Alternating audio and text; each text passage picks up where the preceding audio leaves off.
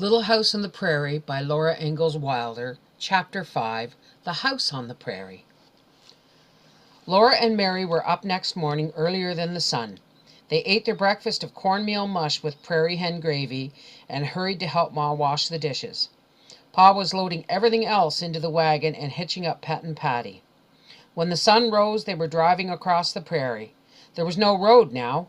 Pet and Patty waded through the grasses, and the wagon left behind it only the tracks of its wheels. Before noon, Pa said, "Whoa!" The wagon stopped. "Here we are, Carolyn," he said. "Right here we'll build our house." Laura and Mary scrambled over the feed box and dropped to the ground in a hurry. All around them there was nothing but grassy prairie spreading to the edge of the sky. Quite near them to the north, the creek bottoms lay below the prairie. Some darker green treetops showed, and beyond them the bits of rim of the earthen bluffs that held up the prairie's grasses. Far away to the east, a broken line of different greens lay on the prairie. Pa said that was the river. "That's the Verdigris River," he said, pointing it out to Ma. Right away he and Ma began to unload the wagon. They took out everything and piled it on the ground. Then they took off the wagon cover and put it over the pile. Then they took even the wagon box off, while Laura and Mary and Jack watched. The wagon had been home for a long time. Now there was nothing left of it but the four wheels and the parts that connected them. Pet and Patty were still hitched to the tongue. Pa took a bucket and his axe, and sitting on the skeleton wagon, he drove away. He drove right down into the prairie, out of sight. "Where's Pa going?" Laura asked, and Ma said, "He's going to get a load of logs from the creek bottoms." It was strange and frightening to be left without the wagon on the high prairie. The land and the sky seemed too large, and Laura felt small. She wanted to hide and be still in the tall grass like a little prairie chicken. But she didn't. She helped Ma while Mary sat on the grass and minded baby Carrie. First, Laura and Ma made the beds under the wagon cover tent. Then Ma arranged the boxes and bundles while Laura pulled all the grass from a space in front of the tent. That made a bare place for the fire. They couldn't start the fire until Pa brought wood. There was nothing more to do, so Laura explored a little. She did not go far from the tent, but she found it a queer kind of tunnel in the grass.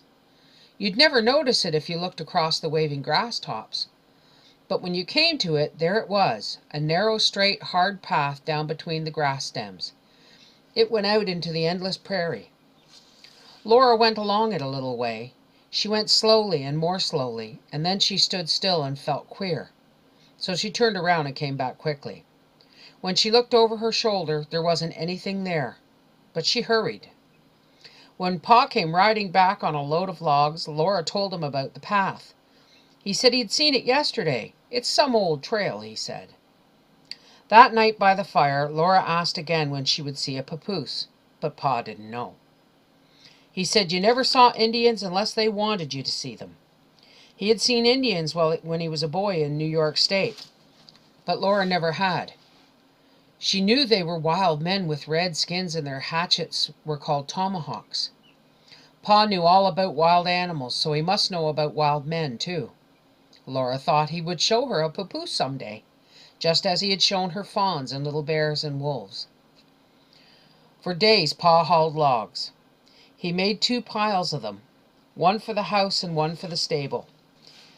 There began to be a road where he drove back and forth to the creek bottoms, and at night on their picket lines, Pet and Patty ate the grass till it was short and stubby all around the log piles.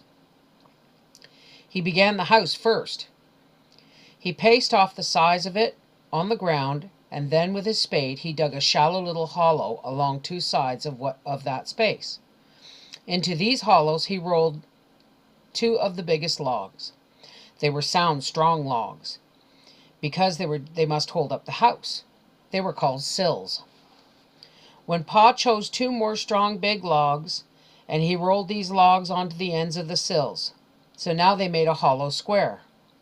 Now with his axe he cut a wide, deep notch near each end of these logs. He cut these notches out of the top of the log, but with his eye he measured the sills. And he cut the notches so that they would fit around half the sill. When the notches were cut, he rolled the log over, and the notches fitted down over the sill. That finished the foundation of the house. It was 1 log high. The sills were half buried in the ground, and the logs on their ends fitted snugly to the ground. At the corners they were crossed. The notches let them fit together so that they were no thicker than 1 log, and the 2 ends stuck out beyond the notches. Next day Pa began the walls. From each side he rolled up a log, and he notched its ends so that it fitted down over the end logs. Then he rolled up logs from the ends, and notched them so they fitted down over the side logs. Now the whole house was 2 logs high. The logs fitted solidly together at the corners. But no log is ever perfectly straight, and all logs are bigger at one end than the other. So cracks were left between them all along the walls. But that did not matter, because Pa would chink those cracks. All by himself he built the house up 3 logs high. Then Ma helped him. Pa lifted one end onto the log wall. Ma held it while he lifted the other end.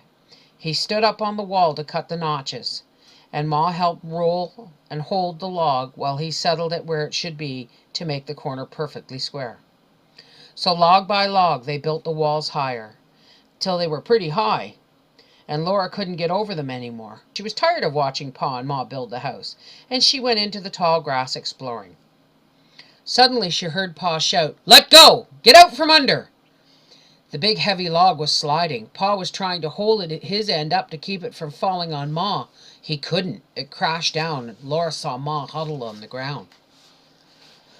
She got to Ma almost as quickly as Pa did. Pa knelt down and called to Ma in a dreadful voice, and Ma gasped, I'm all right."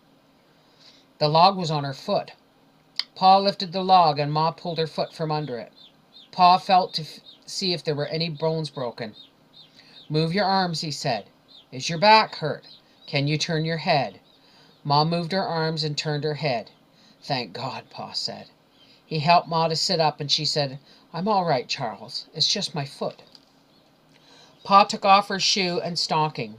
He felt her foot all over, moving the ankle and the instep and every toe. "Does it hurt much?" he asked. Ma's face was gray, and her mouth was a tight line. "Not much," she said. "No bones broken," said Pa. "It's only a bad sprain." Ma said cheerfully, "Well, a sprain's soon mended. Don't be upset, Charles." "I blame myself," said Pa. "I should have used skids." He helped Ma to the tent. He built up the fire and heated water. When the water was as hot as Ma could bear, she put her swollen foot into it. It was providential that the foot was not crushed. Only a little hollow in the ground had saved it. Pa kept pouring more hot water into the tub in which Ma's foot was soaking. Her foot was red from the heat, and the puffed ankle began to turn purple. Ma took her foot out of the water and bound strips of rag tightly around and around the ankle. "I can manage," she said. She could not get her shoe on, but she tied more rags around her foot, and she hobbled on it. She got supper as usual, only a little more slowly, but Pa said she could not help to build the house until the ankle was well. He hewed out skids. These were long, flat slabs. One end rested on the ground, and the other end rested on the log wall. He was not going to lift any more logs. He and Ma would roll them up these skids. But Ma's ankle was not well yet. When she unwrapped it in the evenings to soak it in hot water, it was all purple and black and green and yellow. The house must wait. Then one afternoon, Pa came merrily whistling up the creek road. They had not expected him home from hunting so soon. As soon as he saw them, he shouted, "Good news!" They had a neighbor only 2 miles away on the other side of the creek. Pa had met him in the woods, and they were going to trade work. That would make it easier for everyone. "He's a bachelor," said Pa, "and he says he can get along without a house better than you and the girls can. So he's going to help me first. Then as soon as he gets his logs ready, I'll go over and help him." They need not wait any longer for the house, and Ma need not do any more work on it. "How do you like that, Carolyn?" Pa asked joyfully, and Ma said, "That's good, Charles. I'm glad." Early the next morning Mr. Edwards came. He was lean and tall and brown, and he bowed to Ma and called her ma'am, politely. But he told Laura that he was a wildcat from Tennessee. He wore tall boots and a ragged jumper and a coonskin cap, and he could spit tobacco juice farther than Laura had ever imagined that anyone could spit tobacco juice. He could hit anything he spit at, too. Laura tried, but she could never spit so far as Mr. Edwards could. He was a fast worker, and one day he and Pa built those walls as high as Pa wanted them. They joked and sang while they worked, and their axes made the chips fly.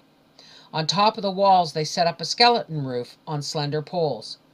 Then in the south wall they cut a tall hole for a door, and in the west wall and the east wall they cut square holes for windows. Laura couldn't wait to see inside the house. As soon as the tall hole was cut, she ran inside. Everything was striped there. Stripes of sunshine came through the cracks in the west wall, and stripes of shadow came down from the poles overhead. The stripes of shade and sunshine were all across Laura's hands and her arms and her bare feet, and through the cracks between the logs she could see stripes of prairie. The sweet smell of the prairie mixed with the sweet smell of cut wood. Then as Pa cut away the logs to make the window hole in the west wall, chunks of sunshine came in. When he finished, a big block of sunshine lay on the ground inside the house. Around the door hole and the window holes, Pa and Mr. Edwards nailed thin slabs at the cut ends of the logs, and the house was finished, all but the roof. The walls were solid and the house was large, much larger than the tent. It was a nice house. Mr. Edwards said he could go home now, but Pa and Ma said he must stay for supper. Ma had cooked a specially good supper because they had company. There was stewed jackrabbit with white flour dumplings and plenty of gravy. There was a steaming hot, thick cornbread flavored with bacon fat. There was molasses to eat on the cornbread. Because this was a company supper, they did not sweeten their coffee with molasses. Ma brought out the little paper sack of pale brown store sugar. Mr. Edwards said he surely did appreciate that supper. And then Pa brought out his fiddle. Mr. Edwards stretched out on the ground to listen. But first Pa played for Laura and Mary. He played their very favorite song, and he sang it. Laura liked it best of all because Pa's voice went deep, deep, deeper in that song. Oh, I am a gypsy king. I come and go as I please. I pull my old nightcap down and take the world at my ease. Then his voice went deep, deep down, deeper than the very oldest bullfrogs. Oh, I am a gypsy king. And they all laughed. Laura could hardly stop laughing. Oh, sing it again, Pa. Sing it again, she cried, before she remembered that children must be seen and not heard. Then she was quiet. Pa went on playing, and everything began to dance. Mr. Edwards rose up on one elbow, and then he sat up, then he jumped up and he danced. He danced like a jumping jack in the moonlight, while Pa's fiddle kept on rollicking and his foot kept tapping the ground, and Laura's hands and Mary's hands were clapping together, and their feet were patting too. You're the fiddlingest fool that I ever see, Mr. Edwards shouted admiringly to Pa. He didn't stop dancing. Pa didn't stop playing. He played Money Musk and the Arkansas Traveler and Irish Washerwoman and the Devil's Hornpipe. Carrie couldn't sleep in all that music. She sat up in Ma's lap looking at Mr. Edwards with round eyes and clapping her little hands and laughing. Even the firelight danced, and all around its edge the shadows were dancing. Only the new house stood still and quiet in the dark till the big moon rose and shone on its gray walls and the yellow chips around it. Mr. Edwards said he must go. It was a long way back to his camp on the other side of the woods and the creek. He took his gun and said good night to Laura and Mary and Ma. He said a bachelor got mighty lonesome, and he surely had enjoyed this evening of fine home life. Play, Ingalls! Play me down the road! So while he went down the creek road and out of sight, Pa played, and Pa and Mr. Edwards and Laura sang with all their might. Old Dan Tucker was a fine old man. He washed his face in a frying pan. He combed his hair with a wagon wheel and died with a toothache in his heel. Get out the way for old Dan Tucker. He's too late to get his supper. Supper's over and dishes washed. Nothing's left but a piece of squash. Old Dan Tucker went to town, riding a mule, leading a hound. Far off the prairie rang Pa's big voice and Laura's little one, and faintly from the creek bottoms a last whoop from Mr. Edwards. Get out the way for old Dan Tucker. He's too late to get his supper. When Pa's fiddle stopped, they could not hear Mr. Edwards any more. Only the wind rustled in the prairie grasses. The big yellow moon was sailing high overhead. The sky was so full of light that not one star twinkled in it, and all the prairie was a shadowy mellowness. Then from the woods by the creek a nightingale began to sing. Everything was silent, listening to the nightingale song. The birds sang on and on. The cool wind moved over the prairie, and the song was round and clear above the grasses, whispering. The sky was like a bowl of light overturned on the flat black land. The song ended. No one moved or spoke. Laura and Mary were quiet. Pa and Ma sat motionless. Only the wind stirred and the grasses sighed. Pa lifted the fiddle to his shoulder and softly touched the bow to the strings. A few notes fell like clear drops of water into the stillness. A pause, and Pa began to play the Nightingale Song. The nightingale answered him. The nightingale began to sing again. It was singing with Pa's fiddle. When the strings were silent, the nightingale went on singing. When it paused, the fiddle called to it, and it sang again. The bird and the fiddle were talking to each other in the cool night under the moon.